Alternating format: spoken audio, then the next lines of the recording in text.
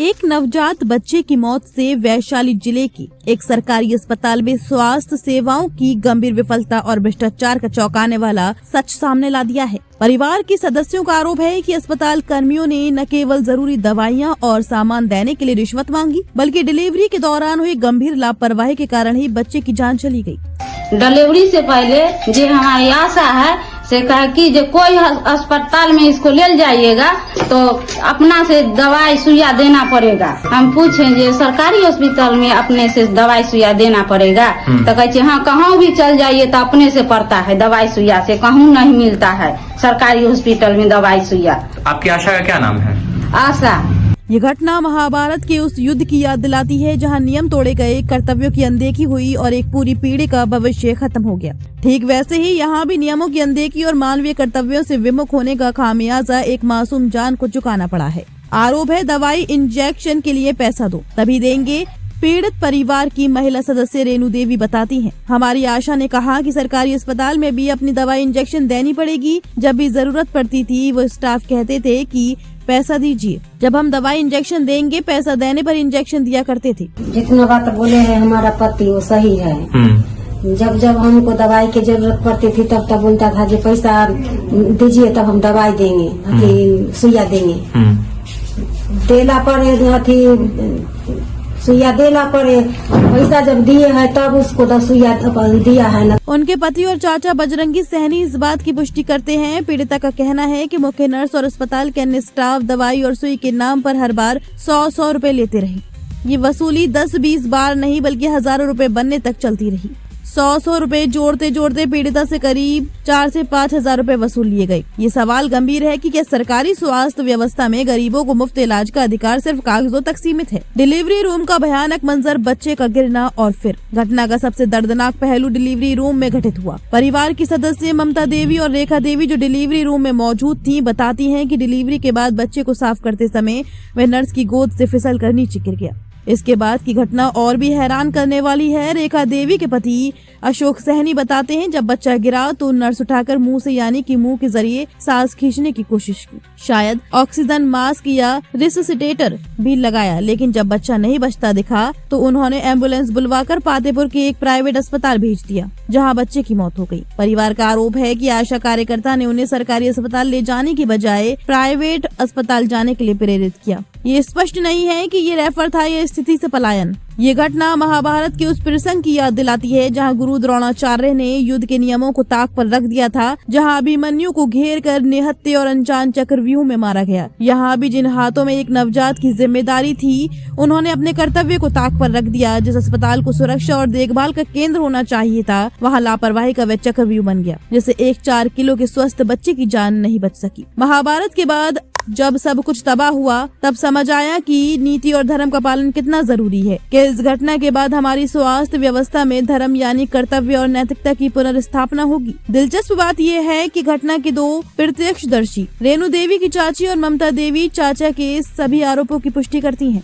उनका कहना है सब बात सच है, घूस से लेकर जो गड़बड़ियां की गयी सब सही है। हालांकि जब परिवार ने आवेदन दिया तो उन्हें बड़े बाबू द्वारा एक विभाग से दूसरे विभाग के चक्कर लगवाए गए। ये दर्शाता है कि शिकायतों को दबाने या टालने की एक सुनियोजित प्रक्रिया काम कर रही है। पिता बजरंगी सहनी और परिवार के अन्य सदस्य पुष्टि कहते हैं कि ये एक हत्या मर्डर जैसी घटना है और उन्हें न्याय चाहिए। उनके सवाल बेहद साफ है, क्या सरकारी अस्पताल में दवाई और सुई के लिए पैसे मांगना कानूनन अपराध नहीं है? डिलीवरी के दौरान हुई गंभीर लापरवाही और उसके बाद के प्रबंधन पर कार्रवाई क्यों नहीं? क्या आशा कार्यकर्ता की भूमिका संदिग्ध नहीं है? ये मामला सिर्फ एक परिवार का नहीं बल्कि उस सिस्टम की पोल खोलता है जो गरीबों के लिए बना है लेकिन उन्हें ही लूटता और उनकी जान से खिलवाड़ करता है। महाभारत का पाठ यही था कि अधर्म का अंत बुरा होता है। क्या इस घटना के बाद स्वास्थ्य व्यवस्था में अधर्म के खिलाफ कार्यवाही का दौर शुरू होगा या फिर एक और परिवार न्याय के लिए अपनी महाभारत लड़नी पड़ेगी? तो ये थी वैशाली के एक सरकारी अस्पताल की वो दर्दनाक और हैरान कर देने वाली रिपोर्ट जहां एक मासूम की जान सिस्टम की लापरवाही और भ्रष्टाचार की भेंट चढ़ गई। महाभारत से लेकर आज तक जब जब नियम तोड़े गए, कर्तव्य भुला दिए गए, तब तब ऐसे ही मासूम अभिमन्यु को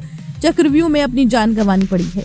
आपका क्या कहना है? क्या हमारी सरकारी स्वास्थ्य व्यवस्था अब भी इन्हीं गड़बड़ियों और भ्रष्टाचार के चक्रव्यूह में फंसी है? इस मामले में कड़ी कार्रवाई क्यों नहीं हो रही और ऐसी कितनी और घटनाएं दबा दी जाती हैं? कमेंट बॉक्स में जरूर बताइए। अपनी राय, अपना गुस्सा और अपने सुझाव हम तक पहुंचाइए। बहुआरा से राजेश यादव की रिपोर्ट। अंत तक देखने के लिए धन्यवाद। बने रहिए अपना पब्लिक न्यूज के साथ। क्या घटना घटी आपके लड़की के साथ? हमारी लड़की के साथ घटना घट गई, जो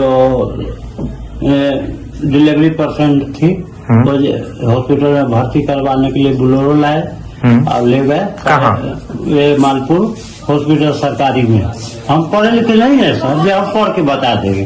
जो हम देखे वही ना। मालपुर या बहुआरा? बहुआरा पंचायत में है। तो बहुआरा पंचायत में हम ले गए इनको तब फिर वहाँ से चले आए, तो वो बोले कि जो 3 बजे तक आपका डिलीवरी हो जाएगा। कौन बोला? मैडम बोली।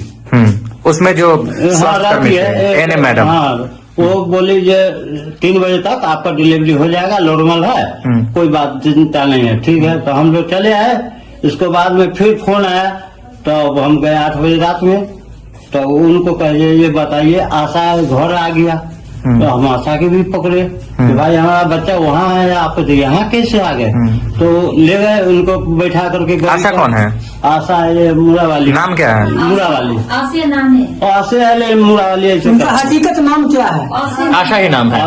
ठीक है, हाँ। तो ले गए, तो अब उनको बैठा कर, तो वो भी हमको समझाया जो देखो अब 8 बज गया है, 2-3 घंटा में आपका डिलीवरी हो जाएगा। तो हम लोग खाना पीना दे करके चले आए। चले आने के बाद में फिर थोड़ा देर के बाद फोन आया कर बजे 9 साढ़े 9 बजे, जे बुलोरो लेके आइए, से काम है, से चला है।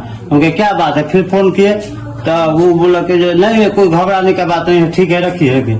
तब वो रख दिए। इसके बाद में 3:30 बजे के करीब में डिलीवरी नॉर्मल से हो गया। 3:30 बजे भोर में? हाँ, भोर में हो गया, डिलीवरी हो गया। डिलीवरी होने के बाद में जो वो बेड होते हैं वहाँ बच्चे निकला। इसके बाद पोछ के तेल उल लगा करके पोछ पाछ करने लगा ना, तो लड़का पिछल गया, लिया नीचे। गिरने के बाद जब पिछल गया, तब ये बोला जब मेरा बेटा तो गिर गया। तो वो लोग क्या काम किया, जो उठा करके मुंह पर से भाप ताप जितना था वो सब चीज दिया। वो अपना साथी में शीशा में भी रखा।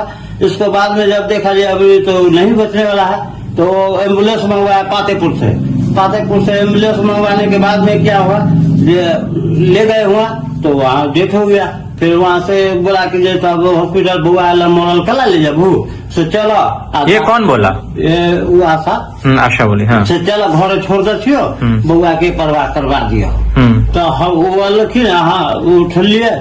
एक बाद में परिवार कहलखिन जे परवाह कर दो, तो परवाह ले जा करके हम जाकर परवाह कर दिए।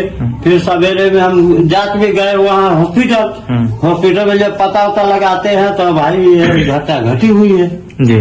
जब घटना घट गई तो हम कहे अब तो जाना होगा हमको थाना पर, क्योंकि ये तो मर्डर कर दिया।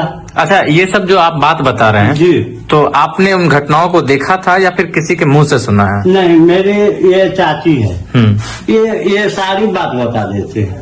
ये वहीं पर थी? हाँ, जब डिलीवरी हो रहा था? डिलीवरी हो गई। मैं 3 लेडीज की मैं। आपकी लड़की ये सब देखी है? हाँ, सब जिसका डिलीवरी हो रहा था? हाँ, आँख से देखी। अच्छा, तो ये भी वही बात बताइए? हाँ, ये भी यही बताई है जो कहानी है इससे। और आपकी चाची भी बताइए? हाँ।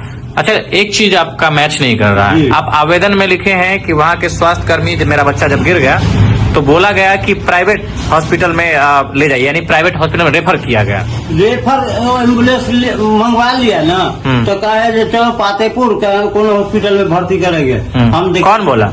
आशा बोला। आशा बोली किसी? हाँ, ये चलो कौन हॉस्पिटल में दिखा देते हैं, बड़का हॉस्पिटल ले चलो। सरकारी में नहीं बोली? नहीं। अच्छा, तो हम तो गए तो वो सरकारी हॉस्पिटल में ले जाने के लिए नहीं बोली थी? नहीं। हाँ, वो तो अलग बोली। हाँ, तो वो आगे पातेपुर से और आगे है कोनो प्राइवेट है। हम तो पढ़े लिखे नहीं है, जो पढ़ के बता दे, हम छाप आदमी है।